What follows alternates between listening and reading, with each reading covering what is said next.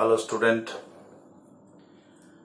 আজকে আমরা class 11-এর physics যারা আমরা লাস্ট ক্লাসে করেছিলাম প্রজেক্টাইল মোশন, আজকে আমরা তার দ্বিতীয় অংশটা আলোচনা করব।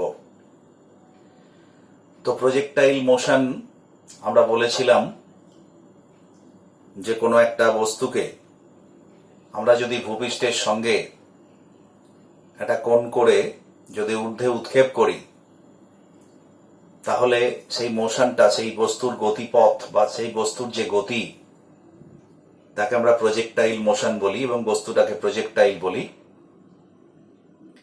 এবং আমরা লাস্ট ক্লাসে আমরা দেখেছিলাম যে প্রজেক্টাইল মোশন হচ্ছে একটা হাই প্যারাবোলিক মোশন, একটা অধিবৃত্তীয় যার গতিপথ, এর গতিপথটা, এবং তার সঙ্গে কিছু বিষয় আমরা ওখানে ক্যালকুলেট করেছিলাম। যেমন আমরা আলোচনা করেছিলাম টাইম অফ ফ্লাইট, যার ইকুয়েশন এসছে, মানে ফর্মুলাটা এসেছিল 2u sin থিটা বাই জি, যেখানে থিটা হচ্ছে অ্যাঙ্গেল অফ প্রজেকশন, ইউ হচ্ছে প্রাইমারি ইনিশিয়াল ভেলোসিটি, জি হচ্ছে অ্যাক্সেলারেশন ডিউ টু গ্র্যাভিটি।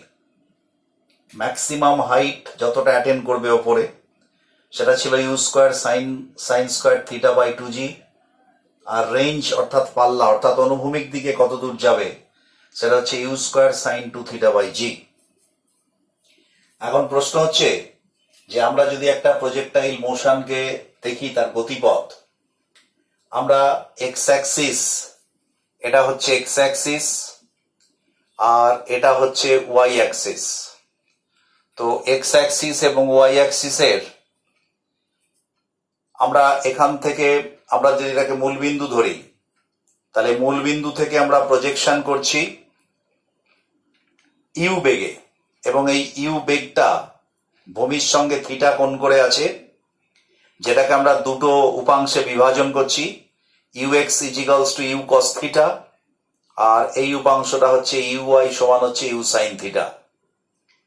এইভাবে আস্তে আস্তে এই যে দুটো উপাংশ, আমি বলেছিলাম যে এই উপাংশটা এই বস্তুটাকে হরাইজেন্টাল মোশন দিচ্ছে, অর্থাৎ এই দিকে সরণ ঘটাচ্ছে, আর ইউ সাইন থিটা এই উপাংশটা একে ওপরে উঠতে সাহায্য করছে। কিন্তু অবশ্যই এখানে তোমরা জানো যে জি সর্বদা নিচের দিকে কাজ করছে, ফলে এই যে ইউ সাইন থিটা গতিবেগ, ঊর্ধ্বমুখী বেগ, তার গতিবেগ ক্রমশ কমবে, কারণ জিটা বা ত্বরণটা নিচের দিকে কাজ করছে। ফলত একটা সময়ে এই বেগটা জিরো হয়ে যাবে, এবং যখন জিরো হবে তাহলে সেই পর্যন্তই ওপর দিকে উঠবে। তার মানে সেই বিন্দুটা হচ্ছে এই বিন্দু, এটাকে আমরা বলছি হাইয়েস্ট ম্যাক্সিমাম হাইট, আর কি এত দূর উঠছে, হাইয়েস্ট আপলিফটমেন্ট, এটাকে এইচএম দিয়ে প্রকাশ করছি। এখন আমরা নর্মাল ভার্টিক্যাল মোশনে দেখেছি এখানেই হাইয়েস্টটা পাওয়া যায়, এখানে মানে যেখান থেকে ছুরি ওখান থেকেই পড়ে, কিন্তু এখানে যেহেতু হরাইজেন্টাল মোশন আছে তাই এইখানে বিন্দুটা পাওয়া যাচ্ছে এইচএম, এবং আমরা সেটা বার করেছি, এইচএম সমান u square sine square 2 theta by g. আমরা হচ্ছে এইটা হচ্ছে রেঞ্জ, আর রেঞ্জ বার করেছি u square sine 2 theta by g, আর হচ্ছে টাইম অফ ফ্লাইট, অর্থাৎ এইখান থেকে শুরু করে এইখানে এসে যখন পড়ছে, এই টোটাল টাইম অফ ফ্লাইটটা হচ্ছে যে তোমার এইটা, অর্থাৎ যে টাইমটা উড্ডয়নকাল ভেসে থাকছে 2u sine theta by g. এখন আজকে আমরা যে বিষয়টাকে আলোচনা করব সেটা হচ্ছে যে এই যে গতিবেগটা, এই যে আমরা দেখতে পাচ্ছি প্রত্যেকটা মুহূর্তের গতিবেগ পরিবর্তন হচ্ছে, কিন্তু আমরা প্রথমেই বলেছিলাম যে ত্বরণটা কাজ করছে এইভাবে, অর্থাৎ এক্স অক্ষের সঙ্গে লম্বভাবে। তাহলে এক্স অক্ষ বরাবর যে বেগ আমরা ইউ এক্স অর্থাৎ ইউ কস থিটা, এই ইউ কস থিটা বেগটাকে কিন্তু কোনোভাবেই এই জি প্রভাবিত করতে পারে না। তার ফলেতে এই ইউ কস থিটা কি হয় না, এর ওপর যেহেতু কোনো বল কাজ করছে না, তাই এটা সমবেগেই চলতে থাকে। কতক্ষণ চলতে থাকে না, যতক্ষণ না পর্যন্ত এটা মাটিতে না পড়ছে। অর্থাৎ মাটিতে না পড়ার আগে পর্যন্ত একে সোজা টেনে নিয়ে যায়। তো সেইটা এই টোটাল যে ডিস্টেন্সটা পাই সেটা হচ্ছে রেঞ্জ বা আর। এখন আমরা দেখতে পাচ্ছি যত ওপর দিকে উঠছি ইউএক্স প্রত্যেকটা মুহূর্তে কিন্তু একই আছে, আমরা সেটা দেখতেই পাবো, কারণ ইউএক্স আমরা বলেছি এর ওপর কোনো বল কাজ করছে না। আমরা যদি কোনো একটা বিন্দু ধরে নিলাম, এই বিন্দুটাকে আমরা পি বিন্দু ধরলাম, এই পি বিন্দুতে বেগ কত। এখন আমি বলেছিলাম যে 2 ডাইমেনশনাল মোশনের ক্ষেত্রে যে কোনো একটা বিন্দুতে বেগ হবে সেই বিন্দুতে স্পর্শক আঁকলে, তাহলে এটা হচ্ছে ভি, সেই বেগের অভিমুখ। এখন এই বেগটাকে আমি দুভাগে ভাঙছি, একটা হচ্ছে অনুভূমিক দিকে, একটা উল্লম্ব দিকে। অনুভূমিক দিকে এই বেগটা যদি ভি হয় আর এই কোণটা যদি আলফা হয়, তাহলে অনুভূমিক উপাংশটা কত হবে, ভি এক্স সমান ভি কস থিটা, আর ওপর দিকে অর্থাৎ উল্লম্ব গতিবেগটা ভি ওয়াই সমান হবে ভি সাইন থিটা।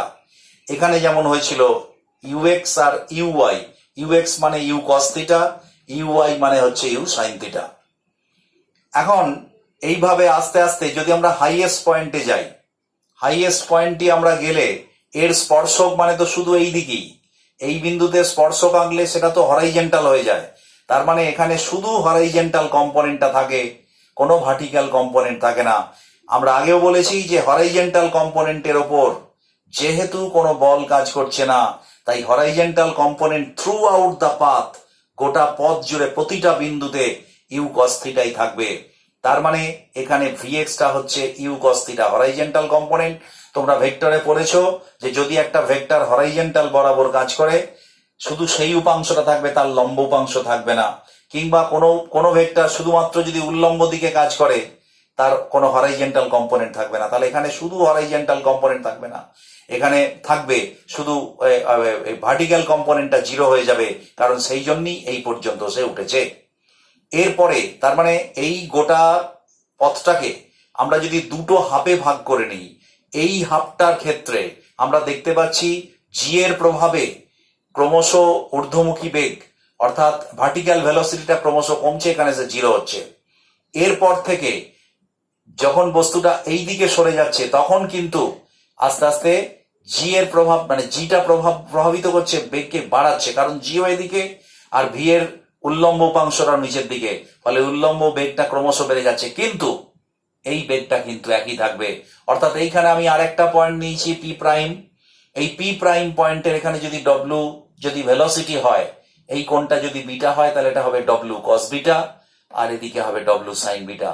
ডব্লু কস বিটা এবং ইউ কস থিটা এবং ভি কস আলফা এবং ইউ কস আলফা মানে ভিএক্স, এই সমস্তগুলো কিন্তু এক হবে, কারণ হরাইজেন্টাল কম্পোনেন্টের কোনো পরিবর্তন হবে না। আর এইবার যত নিচের দিকে নামবে ততই বেগটা বাড়তে থাকবে। তো আমরা এইভাবে আমরা গোটা ইয়েটাকে ভাবতে পারি। তো এখন আমরা দেখে নেব যে এই হরাইজেন্টাল মোশনে এই প্রজেক্টাইল মোশনে ভেলোসিটি কোনো একটা নির্দিষ্ট সময়ে ওই বস্তুটার ভেলোসিটি কত হচ্ছে, বা কোনো একটা নির্দিষ্ট বিন্দুতে ওই বস্তুটার ভেলোসিটি কত হচ্ছে, তার এক্সপ্রেশন দুটো আমরা বার করব। তাহলে আমরা দুটো এক্সপ্রেশন বার করব। এক নম্বরে আমরা দেখব যে ভেলোসিটি of the projectile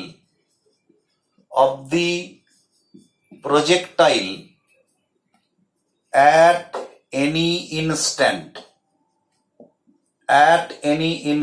যে কোনো মুহূর্তে, আমি টি সময়েতে এই যে বস্তুটা উড়ছে তার ভেলোসিটি যে কোনো একটা মুহূর্তে আমি বার করতে পারি। আর 2 নম্বর এভাবেও বার করতে পারি, velocity of the projectile at any point যে কোনো বিন্দুতে আমরা বার করতে পারি। তাহলে আমরা এই দুটো কেস আমরা এখন দেখব। আমি ছবিটা মুছবো না, আমরা তাহলে বাকি অংশগুলো মুছে দিচ্ছি। তাহলে প্রথমে আমরা বার করব যে কোনো মুহূর্তে প্রজেক্টাইলের মানে যে কোনো সময়েতে প্রজেক্টাইলের গতিবেগ কত, আর যে কোনো হচ্ছে যে বিন্দুতে প্রজেক্টাইলের গতিবেগ কত। এই একই ছবিতে আমরা কাজ করব, সেই বিন্দুটাকে আমরা পি বিন্দু ধরবো। আমি বাকিগুলোকে আমি মুছে দিচ্ছি একটুখানি, ঠিক আছে? আমি ছবিটা রাখছি খালি।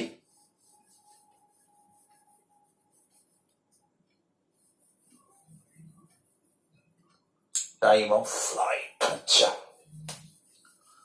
দেখা যাক। তাহলে প্রথমে আমি ধরে নিই যে কোনো মুহূর্তে, at any instant, at any instant, let the instant be t, at time t, at time t, at time t মানে from the beginning, অর্থাৎ এই বিন্দু থেকে ছোড়ার পর t সময়ে সেই বস্তুটার গতিবেগ কত হবে তা আমরা বার করব। t সময়তে আমি ধরে নিলাম সেটা p বিন্দুতে এসে হাজির হয়েছে। আমি ধরে নিলাম t সময়ে ও বিন্দু থেকে p বিন্দুতে এসে হাজির হয়েছে।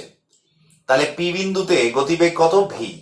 এই ভিটাকে আমরা দুটো উপাংশে ভাগ করলাম, একটা হচ্ছে vx মানে v cos আলফা, আর vy মানে হচ্ছে v sin আলফা। এই কোণটা এখানে অবশ্যই বুঝতে পারছো যে এই কোণটা ছিল বড় থিটা। দেখো যত যাচ্ছে ক্রমশ কোণটা কিন্তু ছোট হচ্ছে হরাইজেন্টালের সঙ্গে, এবং এইখানে এসে খেয়াল করে দেখো হরাইজেন্টাল এদিকে আর গতির অভিমুখ এইদিকে, তার মানে 0 ডিগ্রি হয়ে গেছে। আবার এদিকে কোণটা কিন্তু বাড়তে থাকছে। তাহলে এই কোণটা এখানে তোমার আলফা ধরা হয়েছে। তো তাহলে আমরা এখানে লিখতে পারি যে vx সমান v cos আলফা, এটা 1 নম্বর, আর vy সমান v sin আলফা সমান, আচ্ছা, অ্যাট এনি ইনস্ট্যান্ট, এর তো কোনো পরিবর্তন, আমি এটার তো ভেলোসিটি, এটা টি টাইমে এর ভেলোসিটি তো একই থাকবে। আর ইনিশিয়ালি, আচ্ছা আমি একটুখানি জায়গাটা কম, vy সমান v sin আলফা, ঠিক আছে এটা থাকলো। এবার ইনিশিয়াল পজিশনে লিখছি। ইনিশিয়ালি কোথায় ছিল? ux, x অক্ষ বরাবর ছিল ux সমান u cos থিটা। এই যে শুরুতে কি ছিল? ux সমান u cos থিটা, আর uy সমান ছিল কত? u sin theta. এখানে লক্ষ্য করার বিষয় যে আমি যদি এটাকে 1 নম্বর, এটাকে 2 নম্বর, এটাকে 3 নম্বর, এটাকে 4 নম্বর লিখি, তাহলে এখানে লক্ষ্য করার বিষয় যে আমি বলেছি হরাইজেন্টাল ভেলোসিটির কোনো পরিবর্তন হয় না।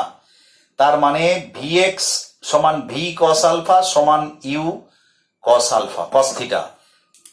ঠিক আছে, লিখছি ইকুয়েটিং vx সমান হচ্ছে ux, কারণ হরাইজেন্টাল ভেলোসিটি এটাও, তার মানে vx মানে হচ্ছে v cos আলফা সমান হচ্ছে v cos থিটা। এটা গেল, আমি ধরলাম 5 নম্বর। তাহলে v cos আলফা সমান v cos theta, sorry v না, u cos থিটা, এটা সমান। এবার 2 নম্বরে আমরা ভার্টিক্যাল কম্পোনেন্টের কথা ভাববো। এখানে ভার্টিক্যাল কম্পোনেন্ট শুরুতে কত ছিল? u sin থিটা, কিন্তু এখানে ভার্টিক্যাল কম্পোনেন্ট vy সেটা কিন্তু v sin আলফা ক্রমশ কমেছে, কারণ ওপর দিকে যখন যাচ্ছে জি নিচের দিকে কাজ করছে, ফলে কমেছে। তাই আমরা ওখান থেকে এখানে লিখতে পারি vy সমান uy। আমরা সরাসরি, আমি বলেছিলাম আগের দিন যে আমরা সরাসরি কিন্তু একমাত্রিক গতির সমীকরণ প্রয়োগ করতে পারি। vy সমান uy মাইনাস, আমি যদি এই দিকের এটাকে ধরি প্লাস ayt, টি টাইমে ayt মানে v equals to u plus at। এবার ay লিখলাম কেন? এই দিকের ত্বরণটা t, আর uy মানে প্রাথমিক এই দিকের বেগ। তাহলে vy মানে আমরা কত পেয়েছি? v sin alpha equals to uy মানে কত? u sin থিটা, ay মানে কত? মাইনাস জি নিচের দিকে, তাহলে মাইনাস জি ইন্টু টি। তাহলে এটা হলো, এটা 5 নম্বর, এটা 6 নম্বর ইকুয়েশন। ঠিক আছে, তাহলে এটা হলো এই বিন্দুতে p বিন্দুতে এটা হলো ভার্টিক্যাল, এই হরাইজেন্টাল কম্পোনেন্ট, আর এটা হলো ভার্টিক্যাল কম্পোনেন্ট। এখন এই দুটো বেগকে আমরা কি করলাম? স্কয়ার করে দিই, আমরা স্কয়ার করে যোগ করে দিই। তাহলে স্কয়ারিং 5 and 6 and adding, প্রথমে স্কয়ার করব তারপর অ্যাড করব। আমরা একবারে লিখছি, জায়গাটা কম আছে। তাহলে এখানে এটা স্কয়ার করলে বাঁ দিকটা কি হবে? V square sine square alpha তাহলে v square sine square alpha plus এদিকটা স্কোয়ার করলে কি হবে, v square cos square alpha equals to এর এটা স্কোয়ার করলে হোল স্কোয়ার হবে, সেই হোল স্কোয়ারটা আমি একবারে ভেঙে দিচ্ছি, u square sine square theta plus g square t square minus 2ugt sine theta plus এইটা স্কোয়ার করলে হচ্ছে u square cos square theta. তাহলে দেখো এখান থেকে ভি স্কোয়ার কমন নিলে sine square alpha plus cos square alpha that is equal to 1।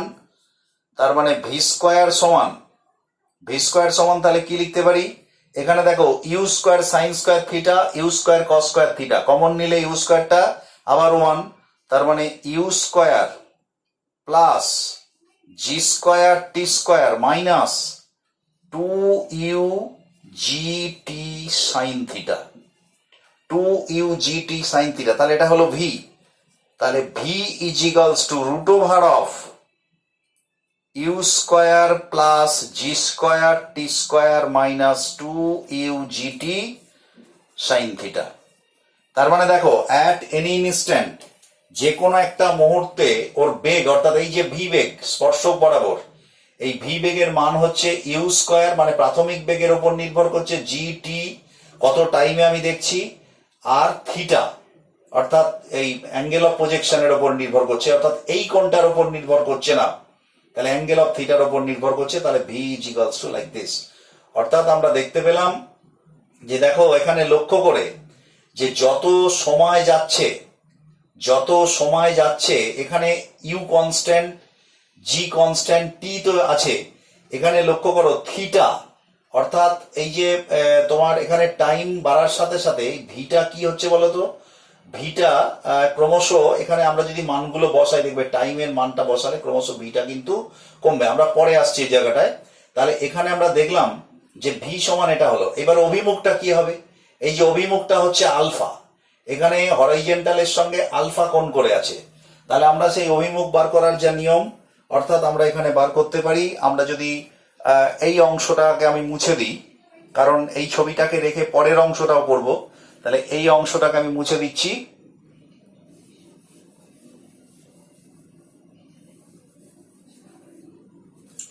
তাহলে tan alpha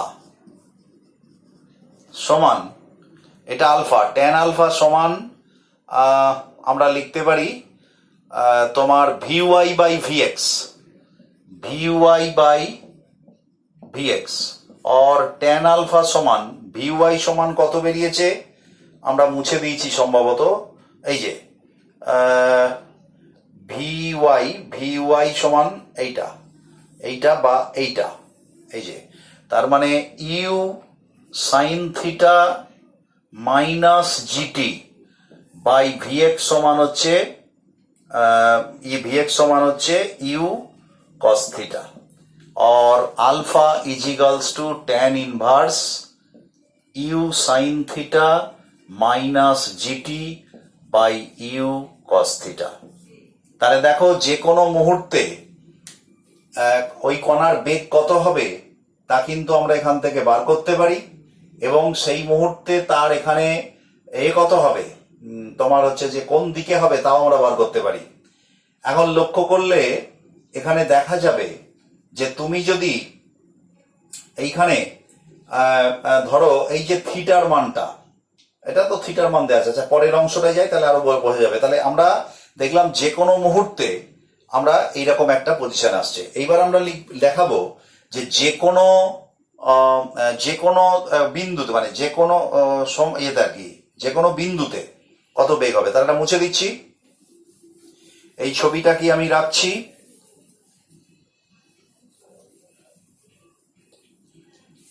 এখন আমাদের হচ্ছে অ্যাট এনি পয়েন্ট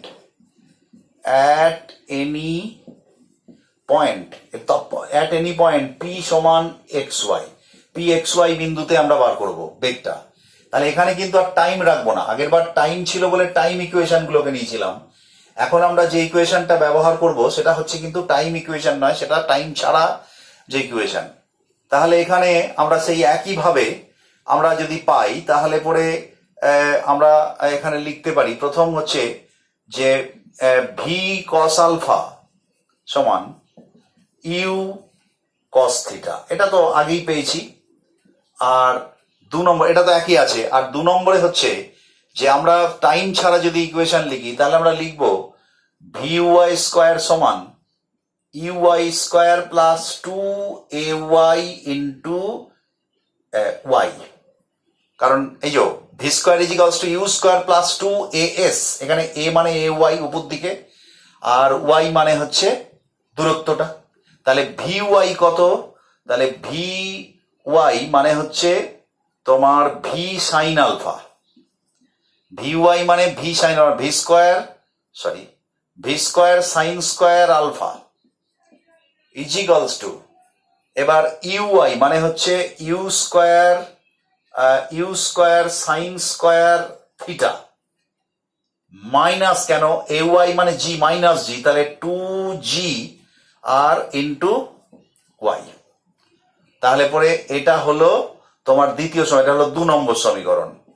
এইবার স্কোয়ারিং 1 অ্যান্ড অ্যাডিং উইথ 2, 2 নম্বরটাকে স্কোয়ার করলাম দিয়ে 1 নম্বরের সঙ্গে যোগ করলাম। 2 নম্বরটাকে স্কোয়ার করলে কত হবে? V square cos square alpha, এবার এটা যেরকম আছে যোগ করছি, v square sine square alpha is equals to, এটাকে যোগ করছি, এই স্কোয়ারিং করতে হবে আগে, u square cos square theta plus এইটাকে যদি আমি স্কোয়ারিং করি, এইটাকে যদি আমি স্কোয়ারিং, না এটা স্কোয়ারিং হবে এমনি যোগ হচ্ছে, plus u square sine square theta minus 2gy। তাহলে আবার সেই আগের মতো ভি স্কোয়ার কমন নিলে ওটা 1 হয়ে যায়, তাহলে v square is equals to, আবার এই দুটো কমন নিলে ইউ স্কোয়ার হয়ে যায়, u square minus 2gy, and this is the equation. অর্থাৎ যে কোনো মুহূর্ত পি বিন্দুতে, যে কোনো মুহূর্ত না, যে কোনো বিন্দু পিতে, তাহলে পরে পিতে হচ্ছে যে তার ভেলোসিটি ভি ইজ ইকালস, এবার ভি সমান therefore v is equals to root over of u square minus 2gy।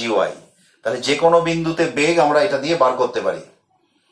এখন এইখানে আমরা এটা তো একটা গেল, এইবার এর যদি আমরা এই কোণটা বার করি, ধরো এই মুহূর্তে ভি এর অভিমুখ হচ্ছে এইটা, তাহলে কোণটা, তাহলে tan আলফা সমান আমরা কি লিখবো?